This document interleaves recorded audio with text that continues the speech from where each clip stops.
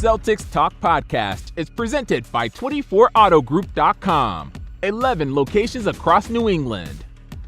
What's up, everybody? Welcome into another episode of the Celtics Talk podcast, a holiday edition of the Celtics Talk podcast, because today over at the Auerbach Center, after Jrue Holiday's first practice with the Boston Celtics, they had the Jrue Holiday press conference, and we got a chance to sit down with Jrue Holiday after the proceedings. You're going to hear that interview coming up, talking about the wildness of getting traded to Portland and then Boston, what he might have in mind about the future here in Boston and the potential for this team. But let's start. There's a lot of energy inside that Auerbach Center today. That's the number one takeaway I've got.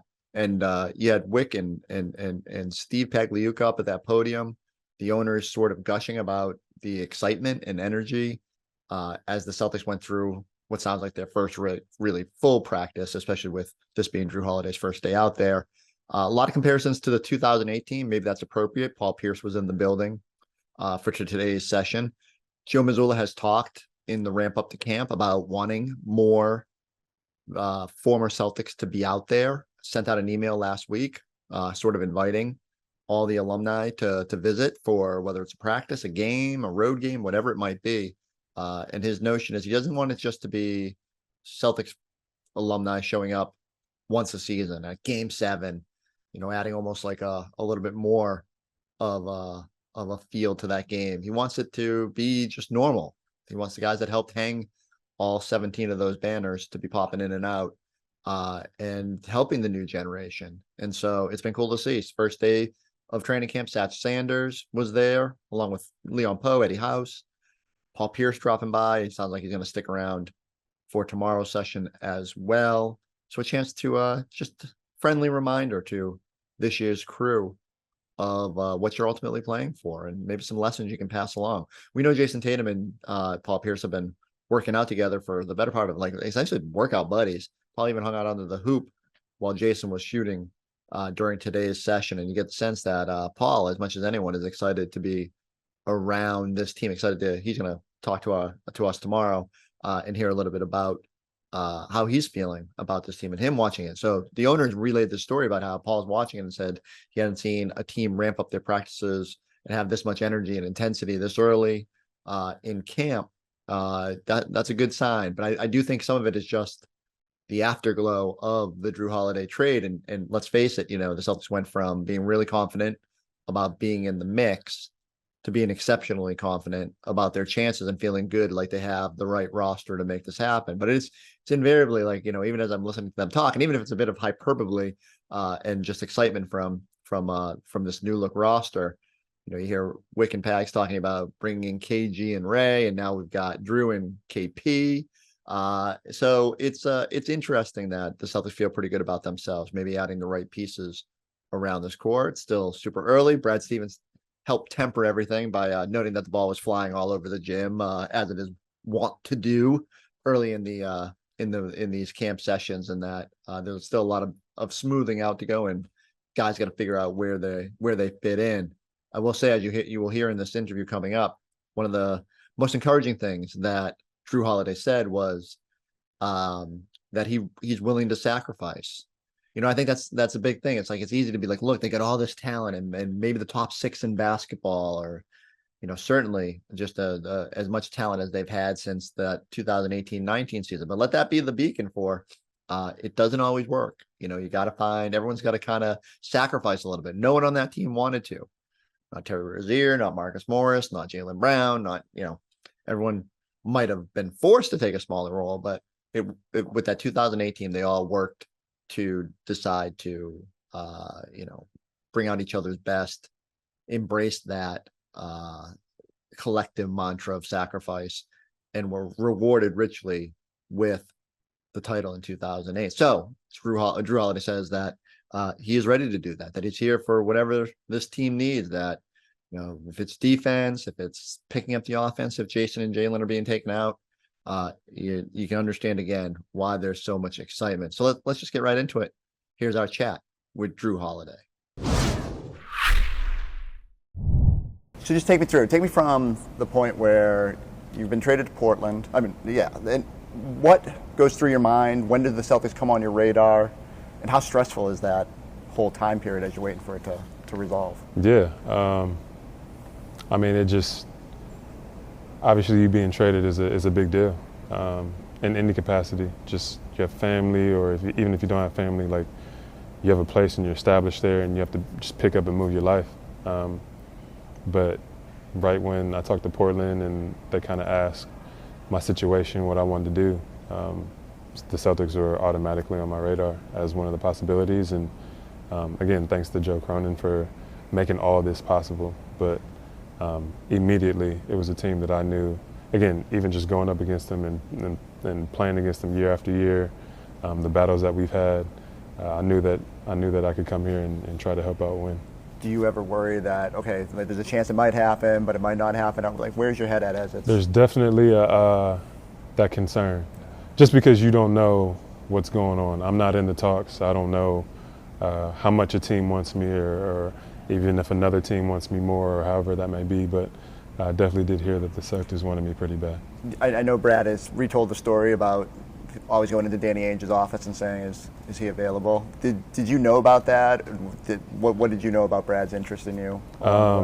He had told me a couple of days ago how he had always wanted me to be here, that I was wearing the wrong color green. I think to be able to have a guy like that who really wants you that much and has that much confidence in you means a lot. Not only off the court, but on the court, where you just have that sort of belief in a person to come here and make a difference. It does mean a lot to me. How wild is it? So, tell me about your relationship with Marcus Smart. Obviously, is it almost weird how you guys have swapped out? Or that's the guy that you're somewhat tasked with replacing. Yeah.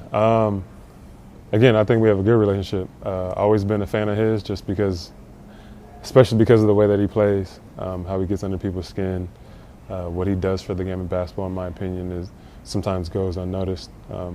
Super happy for him for winning Defensive Player of the Year, especially as a guard. I know what it's like and how hard it is to go out there guarding 1 through 5 and really not getting that much credit for it. But to see him do it has been awesome. But I would have loved to play with him, but we know how this business goes. And I think for me to kind of step in here and kind of make my imprint and show my game and do what I do is going to be fun for me. He donated smart carts to you guys and all that. Like what? I mean, just He again, did. like what's that like to? It's just and that's just outside of basketball. Yeah. We've competed on different levels in basketball, and sometimes I think that when you see people compete, you probably think that they don't like each other outside of basketball. I actually like that, where people don't think that we're close or we have friendships outside, because that means that we're really going at it. Mm-hmm. But Marcus has done so much in the community. He sent smart carts to the Children's Hospital in Wisconsin, where we were doing some great things there, and some of the kids there just absolutely loved it. And for him to do that and surprise me with it was something that just goes to show what type of person Smart is, what type of character that he has, how much he cares, what type of heart he has. So, again, I would have loved to play with him, but especially a type of person like that. What can you bring on that side of the ball defensively to sort of uphold what Celtics fans have come to know about the way that he played? Yeah, I'm going to give you my all. I will give whatever it takes to lock up a defender. If it's individually, I will speak my mind on defensive schemes, and I will take on the challenge of any player in this league. So I think maybe just having that type of reassurance hopefully helps this team out, and we can do big things. What did you learn about Jason Tatum in the Olympic experience and being overseas with him, and how much easier does that make it when you've had at least some connection with somebody before you come to a new team? Yeah, the transition with him has been pretty easy, just obviously getting to know him there.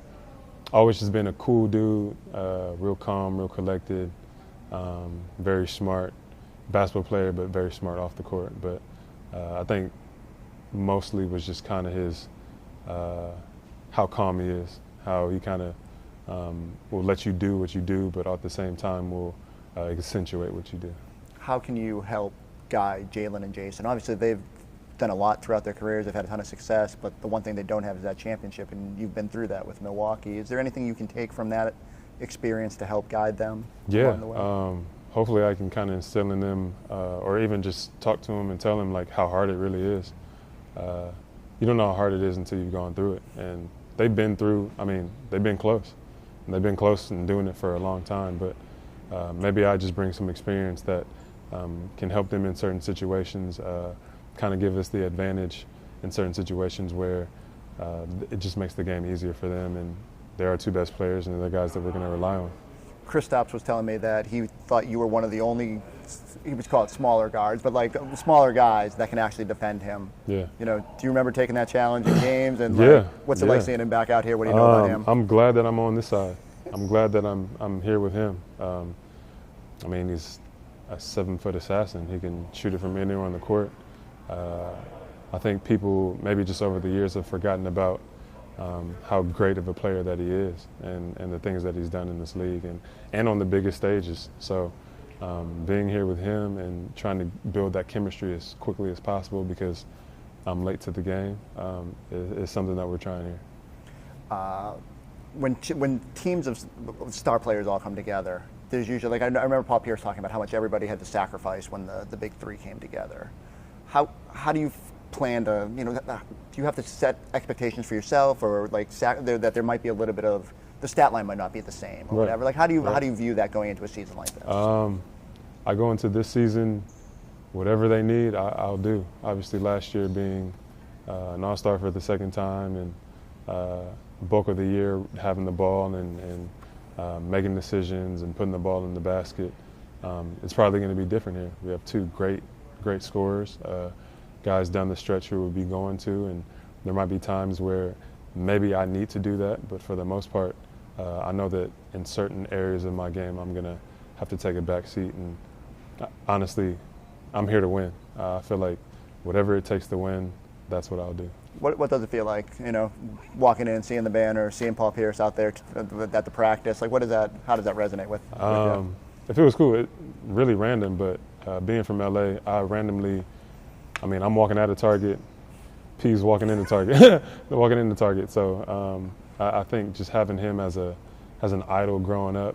I grew up a Laker fan, but seeing him over here, putting up one of these banners is something that's, any LA kid would ever want. So seeing him here, getting a chance to talk to him just a little bit more, and seeing him here in practice, hoping he laces him up and gets out there with us was a cool thing. But what is that like for a Laker fan? Will you have to mend some fences back home? Will people be upset that you're? All the people that I've talked to so far says that they bleed green now. Ooh. So that's a big step. I have a couple other brothers that play in the NBA, and they have their respective teams and everything. But all my people that I've called and talked to say that they're leprechauns now. So what are we going to learn about you during your time in Boston? Like, what do you do? I know you're a big family guy. You're in the community. Like, what are we going to learn? Like, you got hobbies? What are we going to find out? I don't know. I just kind of do my own thing. I try to stay out the way. I love to get to know people. I love to talk to people. My family tries to become family with other people too. So that's either in this organization or outside this community. One of the big things too, we try to immerse ourselves in whatever community that we're in. It makes life that much better. It makes having this game of basketball that much better, that we can connect in that way. So yeah, we'll see. You mentioned in there that Brad's been very open about their desire to have you here long term. Do you look at this when you get here and you say, this is someplace I want to be long term, and see how, obviously you got to see how everything goes, but how do you feel about the potential for this? From the time that I landed here, it's been nothing but top notch. It's been first class. Obviously the historic history of this organization, and maybe the pressure that applies, but it's good to have a little bit of pressure. But just Brad expressing that constantly to me, it isn't really pressure. It really just justifies or solidifies maybe how I felt about my game and what I want to do in this league. And then also, I really can come here and make a difference and try to uncover that. Two more things. The first thing, you said the practice, they said in there that the practice today was super intense. Mm-hmm. Did you expect that, and was it really to that level that when you're looking around, are you thinking? I think I did expect it. Yeah. Again, I came in, like I said, I was a a bit nervy, but excited. Again, I hadn't done anything since the trade, so getting back on the court felt good. But again, you're playing with 2, if not 3, of the best players in this league, if not the world, on different stages. So coming here, it was just, I expected it to be competitive and fun, and so many new pieces that we kind of need to go through that to mesh as quickly as possible. And last thing, you've talked about your competitiveness. I don't know how to phrase it nicely, but like there's got to be some level of the Bucks and you guys are on the same collision path. What is that going to be like? Like, do you start circling November? I think it's November 23rd, or the night before Thanksgiving is that first game. Like, what will that be like for you? I don't know. It'll be fun. It'll be fun just in terms of competing and trying to get a win. I haven't really thought about what it's going to be like for me going back there playing against my teammates and all that, but I think my focus right now is to try to mesh as quickly as possible with this team so that whenever we meet the Bucks, it's a really exciting game. All right, undeniable. It's there's a lot of excitement around the team, and look, there's probably excitement in, I want to say 29 other teams, but some teams know that they're not quite in the mix. For the Celtics, it's just can they get it all right, and can they eliminate some of the inconsistencies and weak points that existed last season. I thought it was super interesting. They were pumping in sound at the morning session today and day 2. Wouldn't expect that to sort of be a early camp activity, but hey, look, crunch time was a trouble spot for this team, and maybe they're already just kind of putting these guys in position to have to think on the fly, to think on loud arenas. So I don't mind them having to simulate high pressure situations. Whole season's going to be a high pressure situation though, because expectations are going to be through the roof for this team. And look, we're already talking about it here and gushing about championship potential on day 2 of training camp. So now it's on the Celtics to go out there and prove that hype is warranted, that it's deserved, that they can reach the highest of highs. I did find it interesting. We'll wrap it on this. One of the things at the end of the press conference, Rick Grossbeck was asked if he felt like this was a season with the most pressure, in recent memory. And because again, the Celtics have been so close to the conference finals so many times and to the finals once, and still haven't come away with the Banner 18 that they've coveted. And remember, Banner 17 came pretty quickly, at least once they put together a talent-filled roster. And Wick said no. They feel like Jrue's going to be here for a long time, which again, you just heard him say, feels pretty comfortable right now. We'll see how that plays out. But that Wick thought this team could compete for maybe the next 6 years. That might be an aggressive window, but not out of the realm. I did think when they traded Robert Williams, which thank you, I'm getting better at feeling a little bit better. It's that they might have sacrificed a little bit of that window, that it's going to get harder to keep a really strong core of this team. Like, how do you pay Jason and Jalen as their supermax kick in? How do you keep Jrue Holiday and Kristaps Porzingis on big money, probably $30 million a piece, and Derek White's up for an extension? And so it might be hard to keep this core together long term, but certainly the Celtics might have to, and Celtics will probably have to pick a path further down the road. But you know what? All gets a lot easier if you win a title in year 1 of this construction, and maybe it makes it easier for ownership to keep writing big checks to keep this group together. But we're just wading into the waters now. But I got to tell you, a lot of excitement in that building. You can just feel it. I can't tell you that translates to wins, because these teams feel pretty good this time of year. But we'll see how quickly it comes together. Brad Stevens was talking on media day about, might have some struggles along the way. It's like, man, I don't know.